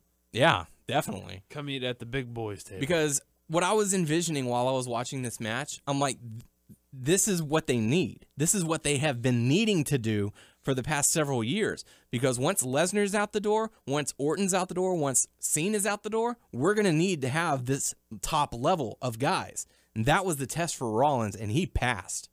He surpassed. See, the crazy thing is like, I don't know. It's tough for me to look at a guy like Daniel Bryan and look at a guy like Seth Rollins and see what they see. Not that I'm not talking down on Rollins. I'm agreeing with you that Rollins has done a great job. Has exceeded my expectations and probably a lot of people's, probably even the company's expectations. Right. But it's hard for me to look at Daniel Bryan and then look at Seth Rollins and see what they see in Seth Rollins that they don't see in Daniel Bryan. And I don't mean that in a specifically a heel or specifically a babyface. I just mean like, what does he have that Bryan doesn't have other than a couple of inches of height? Right. Like Rollins not an ugly dude, but he's not like Roman Reigns. He's not like the heartthrob. Right. He's like a small. He's tall, but he's smaller. He's slender. He's a slender dude who can work his ass off in the ring. And I mean, like Bryan's just a shorter guy who can work his ass off in the ring. Yeah. I don't necessarily see the disparity between the two. I don't know. I'm not Vince. I don't know how you can look at one and be like, I see so much more in this guy that I don't see in that guy. Mm-hmm. For all Roman's faults, I know what they see in Roman. Right. But I don't see, and I like Rollins. I just don't see what they see in him over a guy like Bryan. Mm-hmm. I mean, maybe they don't see what they see. Obviously, they don't see him as the face of the company. They don't see in Rollins what they see as Reigns, but at least they see enough in Rollins to make him. They see him to be the a ultimate mainstay heel. in the main event. He's the Orton to Roman Reigns Cena. Sure, I think it's fair to say they probably see him in a similar light to them. Right. But I don't see what a guy like Bryan's lacking. He's not a great promo. I know that's a big downfall of his. And a lot of times he's so just like happy to be there that you can tell that probably hurts him, you know. Mm-hmm. But dude can have good matches with anybody, and the crowd loves him, you know. I don't know. It's weird. It is weird. I just don't get it. But they're afraid about ticket sales and stuff like that, as opposed to putting on a good product to bring people in. So they're like, well, this one match was not good, so therefore it's their fault. More people like that's why people didn't show Daniel up. Bryan than Roman Reigns. I feel like, you know. Absolutely, I would wholeheartedly agree with that. That more people. That's like not Bryan. a controversial statement at all. I think most people would agree with that. Like I said, I think it was like a 90% cheer for Daniel Bryan in the attendance. In pretty much any venue you go, you're getting close to 90% of the fans cheering, as opposed to Roman Reigns now, who's probably 80 to 85. And now it's gonna drop drastically because drop. So Roman Reigns wins the Rumble. Like I said, Raw was a different take because of the storm in the Northeast. So they were unable to have any matches. So they recapped. They showed the triple threat match, the Royal Rumble match, and they got to do some interviews with Paul Heyman, Brock Lesnar, Roman Reigns, and Daniel Bryan, and Dean Ambrose showed up as well. So JBL. Yeah, JBL was standing on the roof, so complaining. So I mean, they tried to do a lot of damage control with this. They did sort of a build for Lesnar versus Roman. They talked to Paul Heyman and Brock about, congratulations on the win. What are your thoughts about Roman Reigns? And Lesnar, even in this like pre-tape stuff, Lesnar comes off as an absolute star. Yeah. Like Roman's still a little shaky, even with the luxury of them having this tape. They probably had many takes of getting this right, feeding this guy's lines, et cetera, et cetera. He's still so shaky about like that confidence. Yeah, he doesn't have it. He doesn't have it. And Lesnar can. He's not the strongest in delivering a promo. No, but he's so fucking confident about what he says. It doesn't matter. Like he stuttered in what he was trying to say, and he was like, "But those eyes." It was the eyes, and then what sold it off for me was whenever he was like, "People, just get out of my way. It's gonna be bad, people." You know what? Let me tell you why that works for Lesnar, but it doesn't work for. Because Lesnar's not the guy you're pushing as the face of your company. Right. Like, Lesnar is that big, dumb meathead guy that you're afraid of. Yeah. So he doesn't have to be smart. Mm-hmm. He doesn't have to talk. He's got Paul Heyman to talk for him. Yeah. All he has to do is say one or two badass lines, like say something stupid, Paul. if they push Roman Reigns as the strong, silent ass kicker, like he was in the Shield, where he only had to say one badass line right now, This interview is over. he'd be more over than he is right now. But instead, they're trying to. I'm gonna eat you. They're trying to make Roman in the Cena mold. They're like, this is what we see as the top star of our company, and that's how we make these guys. They talk like this, and then Vince writes their promos for him. It's like Roman Reigns talks like Cena talks. They can cheer me if they want. They can boo me if they want. That's their hard-earned money. That's their ticket. They earn the right to say that. Not only does he have like the cadence and the jokey promo style that Cena has, because they're being written by the same guy, because that's how they see the guy. He has the same attitude towards the fans that Cena has. So if you hate how Cena laughs off his losses and stuff, or doesn't care that some people don't like him, but you're also at the same time saying, why are everyone shitting on Roman? You're a hypocrite, because he's being built in the same manner as Cena. If you can't stand Cena, but you like what they're doing with Roman, it's the same thing. You're just too blind to see it, because he's being built in that. It's just a guy who looks different. Yeah, they have a different mold. They have a mold for the top guy of their company, and he's being plastered into that mold just like Cena was. So if you can't stand Cena, you're not going to like what you see out of Roman. Yeah. That doesn't mean that Roman can't be something else good, but he's headed for that. That's okay. He's got a kid. He doesn't have time for all that childish Kid stuff. Yeah, that kid stuff. I don't read comics. So, I mean, we heard from Paul Heyman, we heard from Brock Lesnar, we heard from Roman Reigns. Like I said, the Daniel Bryan interview, crowd control, basically telling people, look, it's not anyone's fault. I would have loved, he's like, I'm not mad at Roman Reigns for winning. I'm mad at myself for not winning. This would have been the ultimate David versus Goliath match. They're still gonna boo Roman. This didn't Absolutely. help anything. Yeah, it's not helping, but that was their attempt, and it was a failed attempt, because like you could tell, like this is a nudge to us, the Daniel Bryan fans saying, don't hate on Roman, because he did what everyone wants to do, and that's win the Royal Rumble. I was the one who didn't get the job done. I didn't get my WrestleMania moment. It's on me. So it's not going to work.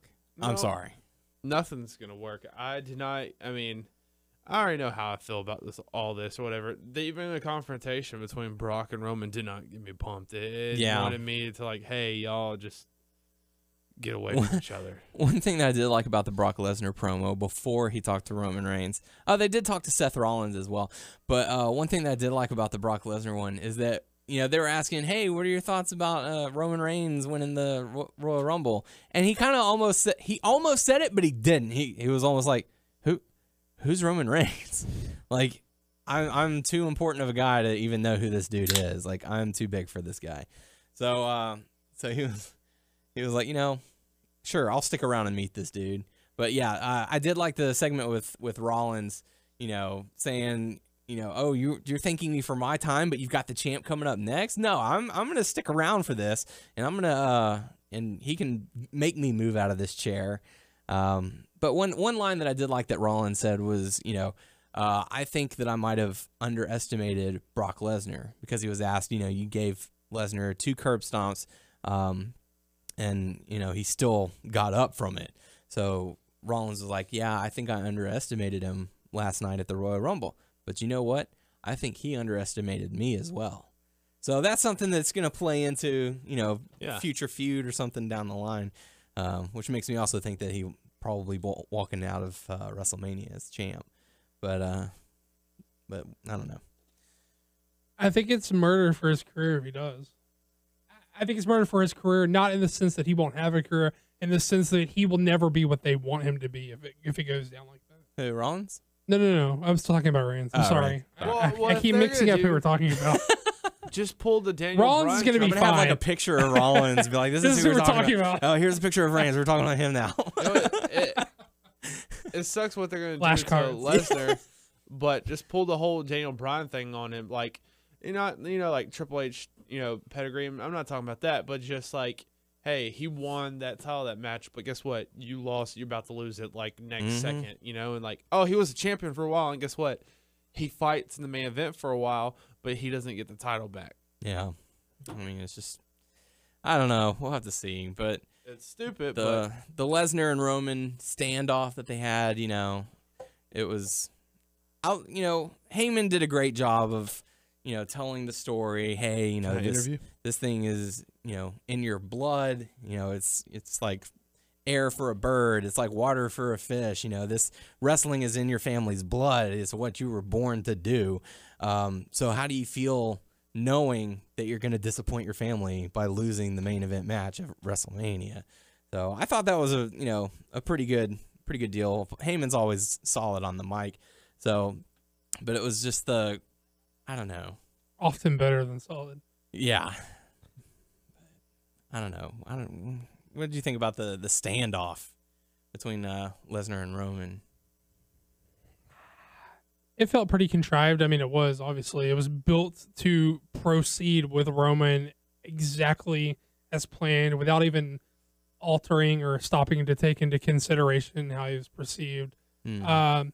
So I didn't buy into it. I mean, I didn't feel like whenever he said, you know, him and Paul may respect you, but I don't. And then Roman was like, but you will.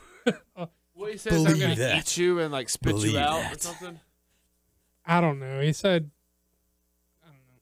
Believe that. Yeah. You will believe me when I put my fist up your ass. I want to reiterate that we've been super negative on Roman Reigns this whole show, but I want to make it clear that I don't dislike Roman Reigns. I just feel we've already covered that. Yeah, but I'm going to say it again because ultimately, no matter, even though I already said this, if we don't say it again, someone's going to be like, "Why are you guys hating on Roman Reigns?" I'll be like, "Well, again, like I don't dislike. He's being booked to a position he's not ready for yet. Yeah, and if they would have given him more time, not only would he be more ready, but it would have been more accepted."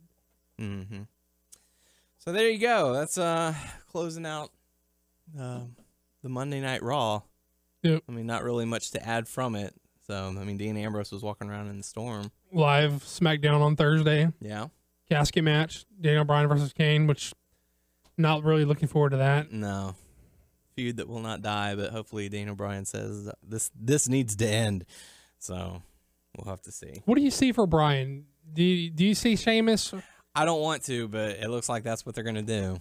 Maybe Wyatt eliminated him so that's the backup if he doesn't get Taker. I don't even want to see that. They did have a really good match at the Rumble last year. Yeah. But even then, I mean, but Bryan can have a good match with anybody. So I'd rather have a good match with someone Have him else. face Taker. Yeah. Yeah, dude, that's a good consolation prize. If they give me Bryan versus Taker, I would probably be happy with that. Even though ain't happening. No, it's not happening. But I would be so intrigued by what they would deliver as a match because Bryan's so much more malleable than as a worker than Lesnar is. Lesnar's badass, but Lesnar is working kick-ass style. So it doesn't matter if Undertaker's old and frail, he's getting tossed around like a motherfucker. But Bryan can sort of work like whatever match they would want. You know what I mean? Right. But we'll have to see as the weeks roll on to WrestleMania. And now, Total Divas with Doug and Tyler. Mostly Doug. No wonder people call you fat on Twitter. Shut up! I have to say, I feel like a real diva. You are a grown-ass woman. Total Divas time. Total diva. Remix. All right. So, okay. Let's pick out a storyline. Total Divas, Tyler and Doug. Mostly Tyler. So, okay, Rosa and Paige and Foxy. I forgot how it starts out, but pretty much throughout the whole storyline, they're all hanging out together, different times, and Rosa goes both ways. She likes guys and girls.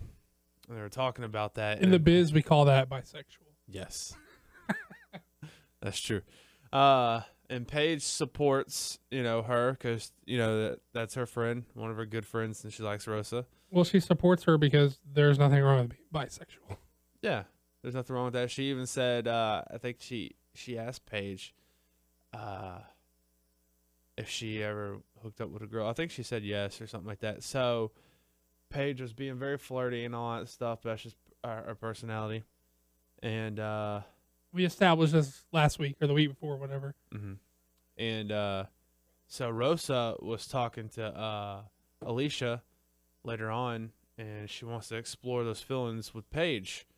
But Foxy was like, hey, you got to be careful. That's just, you don't know if that's, that's just support, energy, not, hey, I'm interested in you. Right. Type of way. And she goes, well, it's like, you don't know that. So skips to another time where they're all out and about in a public, I guess, or a restaurant. And after they left, this was at night.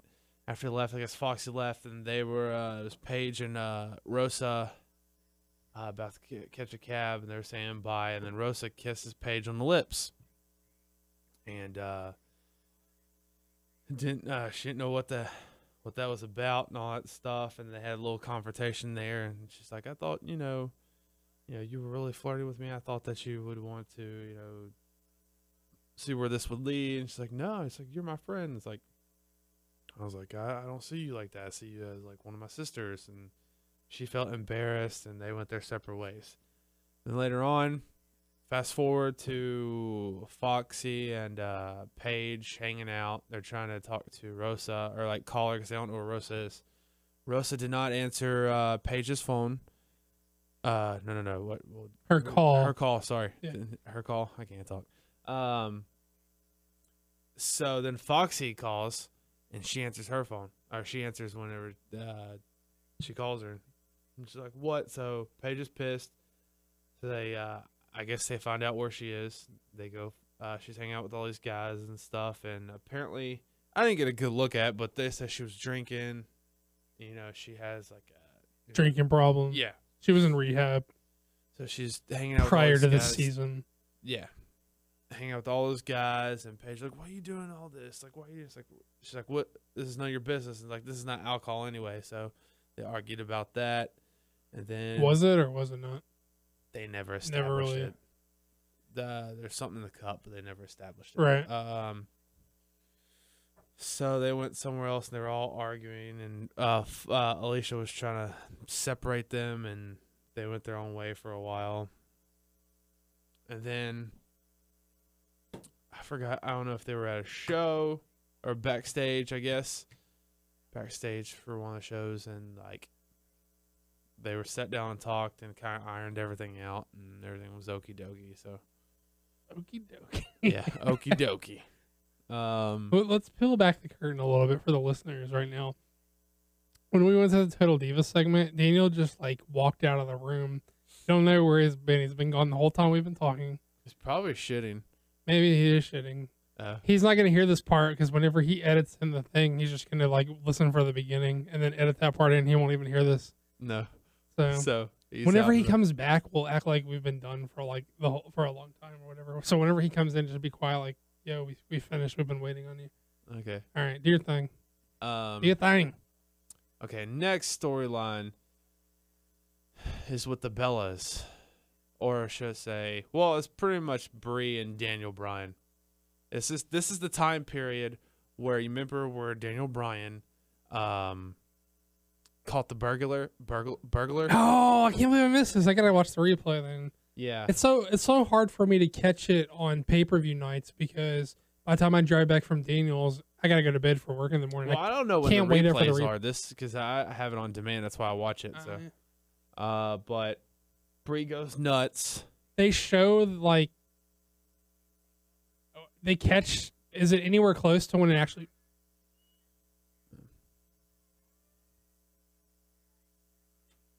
Wait on you, boss. It's all right. You got some editing to do now. Cool. Nah, we're just fucking with you. We're not done. Yeah, we're not done. So that was a lame payoff for the listeners. damn it. Sorry. They're like these dumbasses. So yeah, Daniel Bryan. They show some clips, like they weren't talking. They'll like show some past clips or something. So I guess I was really hoping for it to be like they were there shooting Total Divas and like they're shooting Brie like in one room and they're like Daniel Bryan's like calling out from the dryer like I got him or something. That and would they, be like run awesome. over there. He's got him in the guillotine. No, I think he had him in the rear naked choke or whatever. But that'd be awesome if they called it. They were there. Go ahead. Sorry. Throughout the whole time, it was just Brie was just freaking out, and she's like, "Well, we need I was like, "I want a gun." Brie wanted a gun? Yeah, she wanted a gun, and the whole time, by the way, Brian is making fun of her, so it was quite. Brian's kind of always making fun of her.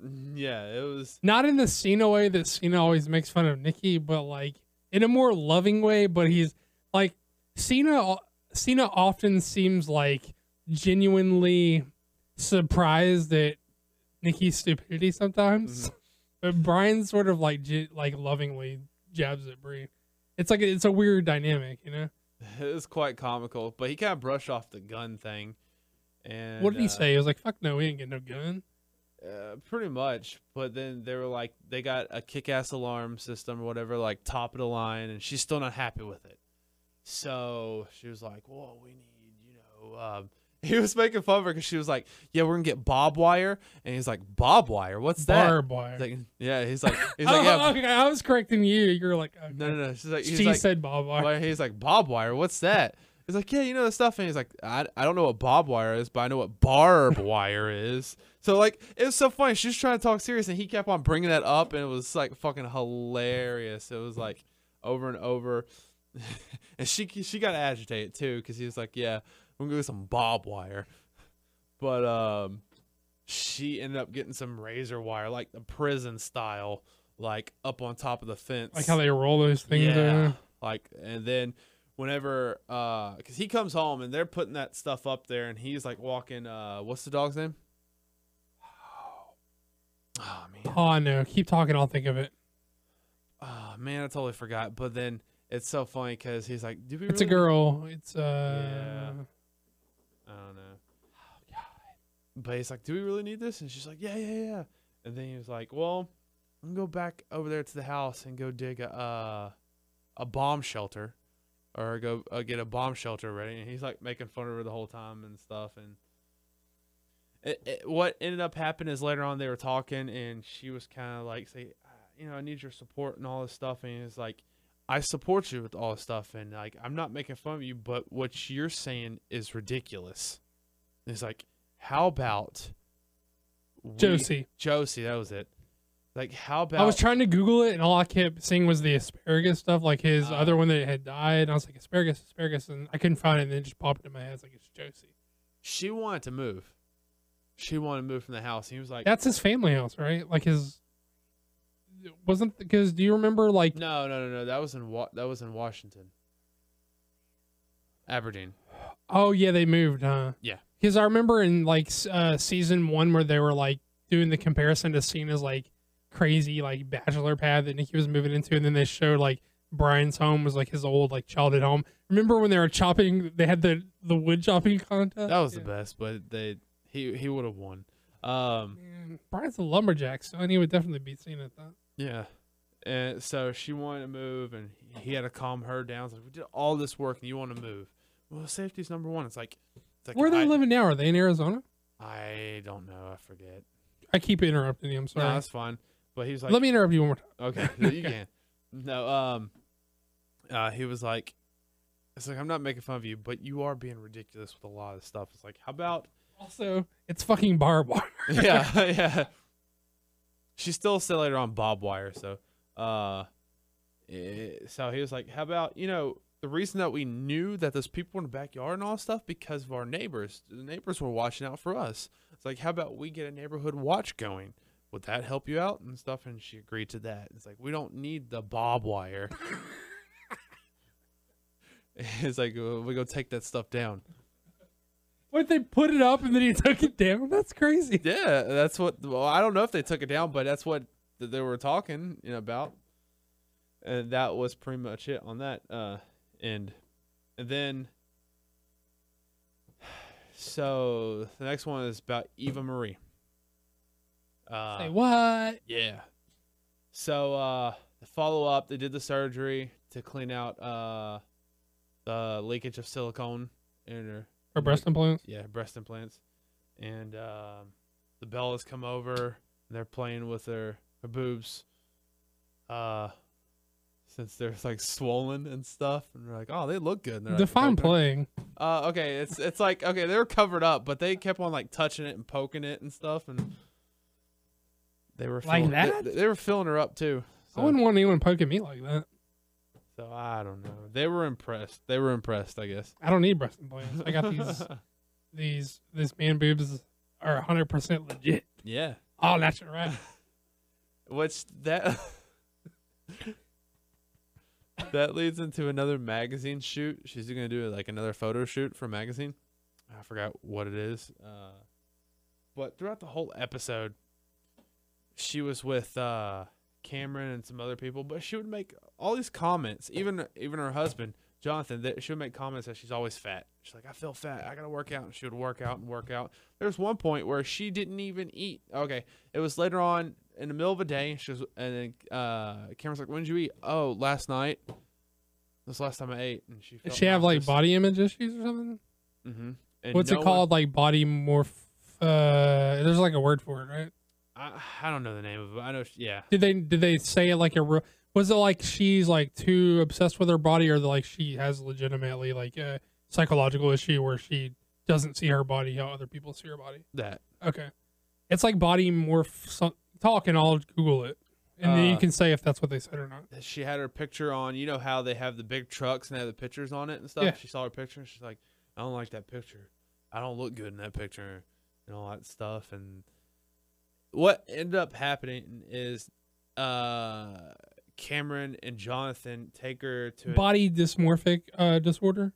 Okay, I didn't. Does know that this sound was right? called- Does that sound like what they said? Does not sound familiar to me. Well, here I'll read you the wiki. Okay. Body dysmorphic disorder is a disorder that involves belief that one's own appearance is unusually defective and is worthy of being hidden or fixed. The belief manifests in thoughts that many times are pervasive and intrusive. That sounds about right. I just don't remember that word. Okay, it's probably what it is if they said she has a real like disorder. Good. They Did she go to a doctor? No, they brought her to intervention where there was some artists. There was an artist there. Do you think it's legit? Do you think? I've never seen this before in episodes with her, so I don't know. No. But what I'm saying is there have been quite a few like disorders like shown about these ladies on this show, like in different ways. Some of them are physical, some of them are mental. Like Rosa has her problems with addiction and body image issues, stuff like that. Do you feel like this is 100% on the up and up? Because we all know that this is a quote unquote reality show, and there's only so much reality in a reality show. Do you feel like these are things that are being put on, or do you feel like these ladies really have these problems? I feel like these ladies have these problems and stuff. Okay. Because I don't know how, like, I've seen a true life about it. I know that it's a real disorder, but I mean, do you believe is it presented in a way that you think she genuinely has this disorder, or does it feel like it's being put on for this show to make it more interesting or something? I think a little bit of both. Really? Like, I think that it really sunk in, and this could be, for show, Well, whatever. But there is like a certain level of exploitation in a reality show that is just inherent, right? Yeah. Like, but are they like overly exploiting these ladies, or is what I'm asking, or is it too much of a show? I don't know. both.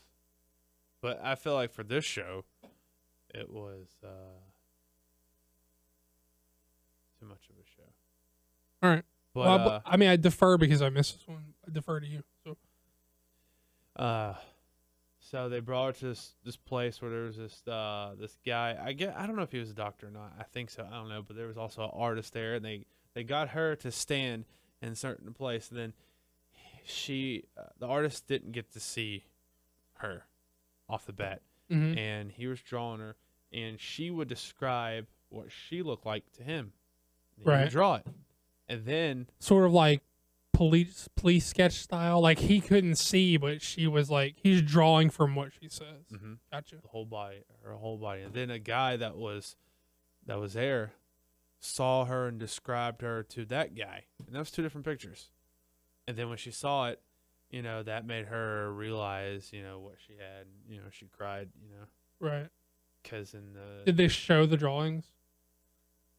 she thought she was fat. She thinks that she's like chubby, like not slim, or she thinks she's actually obese. Because there's a big fucking difference. Because she was not happy because she thought she was. I don't think she thinks she's obese, but she thought she was fat. I don't know. Right. I got you. And after that, they're just trying to open her eyes because Jonathan and even Cameron, they would say, like, "Girl, you're not fat," and Obviously she's not obese at all. Yeah. Or even like she doesn't even really have any extra weight on her. Nothing wrong with that lady. Yeah, nothing wrong at all. They also showed clips throughout other episodes where she said different things, and I remember I was like, "Oh wow!" So she did actually say Like that. flashback style stuff. Yeah. I'm gonna point out a trend to you about this segment. You always end on the downer. Have you noticed that you've set things up that way? You should have ended on the Brian Bree stuff. Wow, I don't do it on purpose either. We always end on the real heavy shit, Food Weird. for thought. Damn, man. Also, next week's episode, they showed that I guess they were learned our storytelling from the WWE. They're gassing Natalia and Tyson's house or whatever, and they had I guess house they have looked like a big tent over it or something like that. Like fumigating? Yeah. And she had to go get something. She ran in there, and they're like, "Oh no, don't go in there!" And like, "Oh, what's gonna happen?" Oh, hopefully she turns into a mutant. Mutant. She has cat abilities. Yeah, she'll be like. She could be a cat woman. Yeah, like Ninja Turtles style. She'll be like 30-something mutant cat lady, cat wrestler. Wait, come on, we can make this happen. Let's look at the Ninja Turtle format. Teenage Mutant Ninja Turtles. So she wouldn't be a teenage. She'd be 30-something mutant cat wrestler lady, right? All right. Contest this week. We don't really have a prize for you, so you're playing for pride. Step up your game anyway. Play for pride. For bragging rights. Right, it's bragging rights. Good one. Play it into the WWE theme there. Yeah, I do. So it's for bragging rights. Give us what Natalia's Ninja Turtle-esque name would be. I guess. And also, you need to tell us like what the really clever, slick-sounding Ninja Turtle like title would be. Like, what would it be? Teenage Mutant Ninja Turtles for her, and then also her Ninja Turtle name. Except she's a cat mutant lady. Does this make any fucking sense to you guys? Do you know what I'm trying to say? Like, you need to come up with a title like Teenage Mutant Ninja Turtles that sounds real good like that. Yeah. But for her situation, so she'd be like a 30-something cat lady wrestler or something or other. Make that sound real slick like Ninja Turtles there, dude, right? if you can get it to roll off the tongue, that would be awesome. Yeah. And then I guess would her cat lady name just be Natalia though? Because their names were just. I wonder their if her name names. would be perfect. Oh god. I have nothing. I'm stupid. Let's end this motherfucking segment. Girl, bye. There you go. No, never. So, no, stop it. What is wrong with you guys? Meow, bye. So, hot topic news. Catnip. Only a little bit of hot topic news. Apparently, there are only concrete plans for Sting versus Triple H, John Cena versus Rusev, and Roman Reigns versus Brock Lesnar at WrestleMania. But it was reported that there's a possibility of Sheamus versus Daniel Bryan. And no word yet on if Undertaker's going to be wrestling, but it's rumored that it'll be against Bray Wyatt if he decides to. Seth Rollins versus Randy Orton is also being considered. So there you go. Nothing really. Didn't bring up that they sent out the press release that they've passed 1 million subscribers for the WWE. Oh yes, they have. Even though which I find really weird that they were able to do this after hashtag cancel WWE Network was trending. It almost feels it was like, the #1 trend worldwide for a time. Sure. So I find it really weird that they're claiming in their press release that their subscriptions actually were favorable. Like much more people subscribed than unsubscribed on Sunday and Monday specifically, and they sent out a press release saying that they've surpassed 1 million followers. I find that really weird, and we know that they fudged the numbers on the last like quarter like report where Vince talks to the stockholders and stuff. So I'm wondering if there aren't some shenanigans here. Obviously, there's no way for me personally to verify, but I look forward to seeing if someone debunks that or not, and if that was some sort of like saving face public-y, like. Well, there was a report that despite the cancel WWE subscription thing, despite the popularity of that, there actually weren't a whole lot of people that canceled their subscription. Oh no, I mean, as a member of the like wrestling fandom, I can tell you we're all fucking talk. Yeah. Like, well, I'm not canceling shit either. I'm not gonna not watch. Feel like if you canceled it, you're stupid. I'm sorry. It's just foolish. I don't think you're stupid. I think if you cancel it, you're smart because that's how you show your displeasure. If you don't go to the if you don't like Mania, don't buy a ticket to Mania, don't travel to Mania, don't buy the network, cancel your subscription. Well, I praise the people who can actually do that because I can't. Because I will say that's what you need to do, but I'm gonna fucking watch Mania. If they come to town, I'm buying a fucking ticket. Period. Well, what I mean is, I get one say for free you're for you. stupid unless Daniel gets us some comps. you know that you want to watch other content on there. Daniel and is try for to- show getting us some comps. But Yeah, no, Stepping it up, boy. what it do? But Try it. I mean, I dislike for what they did, but I'm not gonna cancel it. But I'm not griping though. I mean, I told you my dislike, but I don't hashtag cancel WWE Network though. I don't say that. So I feel like people who say that are all talk though, and I don't know. They No one's are gonna all show talk. them, and like I don't know if you Come get, though- WrestleMania, they'll be watching. yeah, Well, they're if supposed to be you- doing like next week. They're supposed to do a free thing for February, like another free month or whatever. Oh, really? That's what I heard. Can we I do know a that- free month every month. I know they did that Or a week, maybe it's a week. that I don't know. WWE 24 show. Did either of y'all get to check that out? No, That was actually Did not. I thought it was going to be more than what it was. you were pretty hyped about it. I was. That was the WrestleMania thing, huh? Yeah, I thought it was going to be a little bit different than what it was. But I mean, I wasn't disappointed. It's definitely worth checking out. But it was like a lot of the stuff I've already seen, like through the Daniel Bryan story that they did after Mania, through the Ultimate Warrior story that they did after WrestleMania. You know, a lot of that stuff was featured on this. The Connor story was featured on there as well. So I would have liked to have seen a lot of new content. I was like, okay, I've already seen all of this, with the exception of, you know, Sasha Banks and Charlotte and Alexa Bliss being the three girls on Triple H's, you know, stage Arm. part. Yeah. So, you know, other than that, I was like, I've seen all this though. Supposed to be getting that old Stone Cold Trips podcast next week. I believe. Yeah. I'll have to see how that plays out. That should be interesting to That's check the out. real question. Mm-hmm.